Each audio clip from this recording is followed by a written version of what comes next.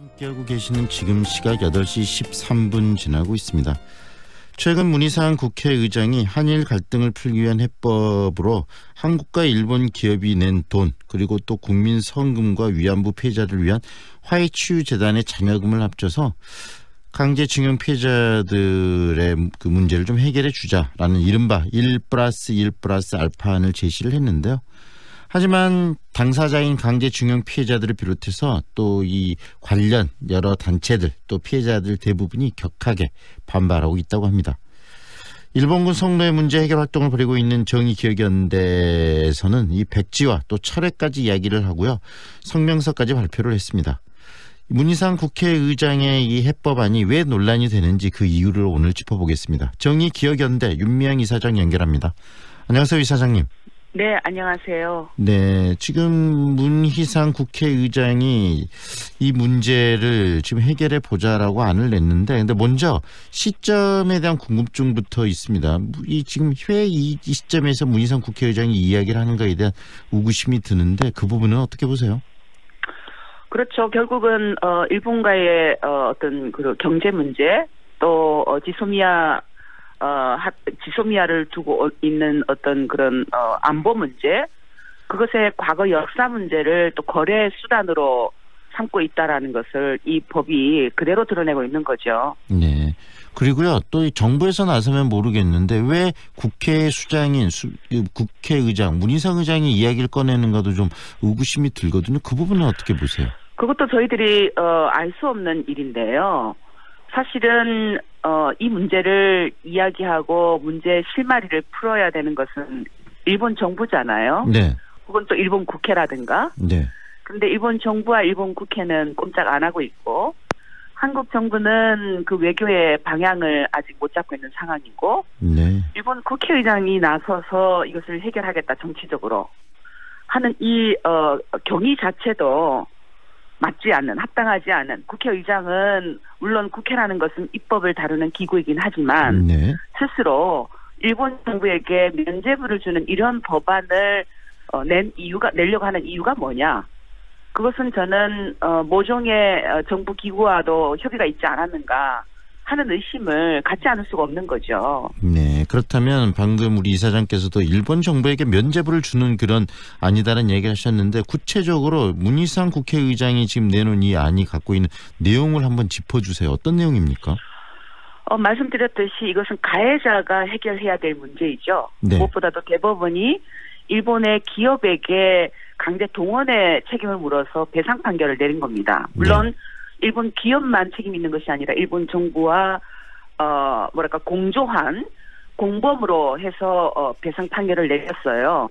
그런데 일본 기업과 일본 정부는 그 배상 판결을 수용하지 않은 것이고 불법한 것이고, 경제보복으로 이 문제에 대한 이 문제를 막아버리려고 하는 그런 태도를 계속 보여왔던 것이고요. 근데 그 문제를 한국 국회에서 일본 정부는 사죄하고 싶지 않은데 한국 국회에서 법을 만들어서 그 문제를 해결하겠다. 네. 무엇보다도 그 해결 방식이 배상도 아닌, 피해자들은 그동안 우리는 위로금이나 네. 돈을 요구한 것이 아니다라는 이야기를 계속 해왔거든요. 네네. 그럼에도 불구하고 한국 기업과 일본 기업이 돈을 내고 또 국민들이 모금을 내고 네. 또 플러스 화해치유재단이 쓰고 남은 돈 60억 원도 여기에 보태서 이 문제를 위자료를 지급함으로써 해결하겠다. 그것을 통해서 과거사를 일괄적으로 포괄적으로 해결하겠다라는 이러한 방식은 2015 한일 합의보다도 훨씬 후퇴한 그런 법안일 뿐만 아니라 그동안의 아시아 여성 평화 국민 기금이라든가 2015 한일 합의로 이루어졌던 그런 이 문제를 법적인 해결로 보는 것이 아니라 인도주의로 보는 것을 법으로 이것을 해결 지어주겠다라는 것이 이 문희상 법안이고요. 또 뿐만 아니라 무엇보다도 이 법안을 준비하는 과정에 있어서 피해자는 역시 철저하게 배제되었다라는 것. 네. 미리 의논한 게 아니라 일본에 가서 와세다 대학 강연을 통해서 이걸 알렸고요. 네. 그것에 대해서 항의하는 피해자 저희 단체들이 갔을 때 법안이 없다. 이제 뭐 이것을 의견을 모아가는 상황이다라고 거짓말을 했지만 이미 그 법안은 초안이 만들어져서 각계 퍼뜨려졌고 그 과정을 통해서 피해자들도 알게 되었다라는 것. 이런 과정과 내용과 취지, 기조 모든 것이 사실은 맞지가 않습니다. 들어보니까 정말 그런 부분이 있네요. 결국은 지금 2015년에 이 박근혜 정부 시절에 만들어 그 한일 관계 협정이 있었고 그 이후에 또 무슨 재단까지 만들어진 그런 것들이 큰 문제를 일으켰는데 그때 추진했던 방식보다도 더 문제가 많은 방식이 바로 이 지금 문희상 국회의장이 꺼내는 방식이라고 이 정의기억연대는 인식하고 생각하고 계시는 네, 거네요. 그렇습니다. 네네, 그렇습니다. 다른 분들의 어떻습니까? 지금 당장 그 대상이 되는 강제징용 피해자분들의 분위기는 어떠십니까?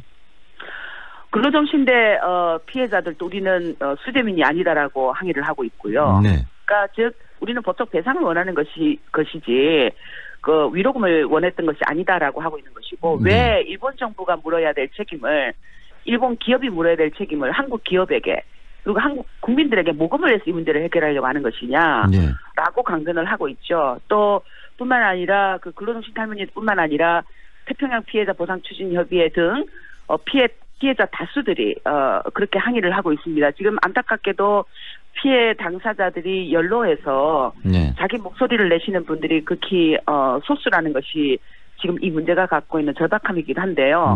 일본군 위안부 피해자들은 그 고령에도 불구하고 거리에 나서서 택도 없는 소리 하지 말아라. 우리는 그런 돈 받지 않을 것이다라고 하는 목소리를 2015 한일 합의 이후에 다시 하고 있다라는 것. 그러니까 이 문희상 법안은 또다시 피해자들을 거리에 서게 만들게 하고 있고 임시 방편으로 이 문제를 해결하려고 하다가 오히려 국내 갈등과 상처를 2015 한일 합의 이후에 겪었던 것을 그대로 반복하게 하는 그런 일을 하고 있다. 그렇게 보고 싶습니다. 저희가 2부에서 일본의 한 작가 마스다 도끼코라는 작가를 통해서 이 한일 문제를 조명을 해봤는데 일본에 있는 작가도 일본의 문제 그다음에 이 문제는 가해자적 시점이 아닌 피해자들의 시점에서 풀어야 된다는 이야기를 꺼냈는데 지금 문희상 국회의장이 이야기하고 있는 것들은 피해자가 아닌 가해자들의 어떤 이해관계나 시점으로 또 풀려 하는 것이 문제가 아닌가라는 생각도 드네요.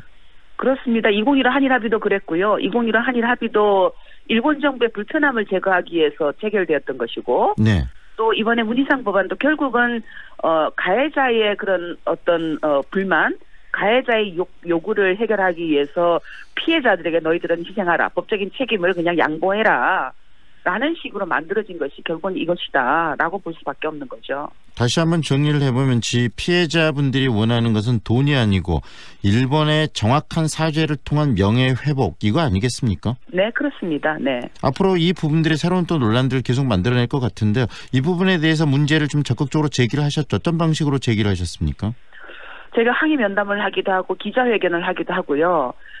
곧 또 토론회도 저희들이 준비를 하고 있고 지금 현재는 모든 국회의원들에게 이 법안에 대해서 어떻게 생각하는지 설문조사를 진행하고 있고 설문조사를 한 이후에는 공개해서 또 그것에 대해서 저희들이 항의하는 그런 활동도 진행하려고 하고 있습니다. 무엇보다도 이 법안은 그 국제 기준을 위반하고 있는 국제 인권 기준이라든가 과거사를 해결해야 되는 그런 방법에 대해서 유엔이 정한 그 길도 무시하고 있는 것이기 때문에 유엔과 국제사회의 이러한 정보들을 취합해서 제기하고 또 상정하는 그런 활동들도 지금 진행을 하고 있습니다. 문희상 국회의장은 직접 만나보셨습니까, 이사장님? 저는 직접 만나지 못했어요. 저희가 항의 방문을 했을 때는 다른 모임차 자리를 비운 상태였고요.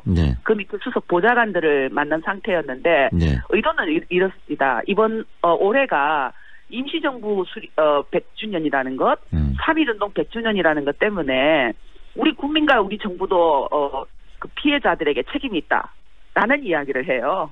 그래서 저희들이 너무나 기가 막혀서 자 우리 정부와 우리 국민들이 책임이 있다라는 것은 차라리 일본 정부와 상관없이 국내의 진상조사와 피해자들을 어떻게 위로할 것인가 라는 조치로 해라. 왜 일본 정부에게 면죄부를 주는 방식으로 더군다나 강제동원 피해자들에게 법적 배상 판결을 내린 그 대법원의 판결의 의미를 퇴색시키는 그런 방식으로 이 문제를 해결하려고 하는 것이냐라고 강하게 항의를 했지만 그 뒤에 나오는 태도들은 우리도 그 항의해오는 그 시민단체를 통해서도 설명을 했고 또 항의원은 피해자들에게도 설명을 했다. 항의라는 건 뺀 상태로. 네. 그렇게 지금 보도가 되고 있어서 야 이거 항의하는 것조차도 설명을 하는 과정으로 보도를 하고 있구나. 이렇게 지금 저희들이 보고 놀래고 있습니다. 네, 일본 내에서 이 문희상 법안에 대해서는 어떤 분위기로 알고 계시나요? 왜 그러냐라고 얘기를 하고 저희들이 부끄러워서 네.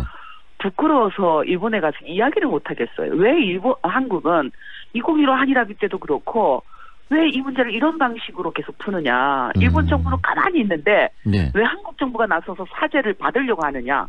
사죄 안 하려고 하는데 왜 사죄를 받으려고 하느냐라는 이야기로 하고 있죠. 정말 부끄럽습니다. 지소미아 종료도 그렇고 종료 시점 연장도 그렇고 이 문제도 그렇고 일본은 가만히 있는데 한국이 나서서 먼저 풀려는 그런 노력들 결국은 풀어야 될 당사자들은 침묵하고 있는데 피해자 중심으로 이것들을 해결하는 방식이 잘못된 거 아니냐라는 생각도 드네요. 네, 그렇습니다. 앞으로 이 문제가 어떻게 풀려야 된다고 생각하시는지 짧게 말씀해 주시죠. 법안은 발의되면 안 된다고 생각하고요. 발의되는 그 자체가 저는 우리 역사에 오점을 남긴다고 생각을 합니다. 오히려 한국 정부는 대법원의 판결을 준엄하게 여겨서 피해자 중심주의에 입각해서 이 문제를 해결해야 된다고 보고요. 일본 정부에 요구해야 된다고 보고 뿐만 아니라 아직도 진상조사라든가 이 문제에 대한 진실이 드러나지 않고 있어요. 네. 그러니까 그런 진상조사라든가 역사 교육이라든가 이런 측면에 한국 정부가 오히려 지원하기 위한 법안을 만들고 저는 한국 국회에서 오히려 일본 정부에게 사죄를 요구하는 대법원의 판결을 이행하라는 결의안이 나오는 발의되는 이런 일을 좀 보고 싶습니다. 네, 여기까지 듣겠습니다. 고맙습니다. 네, 고맙습니다. 지금까지 정의기억연대 윤미향 이사장과 함께했습니다.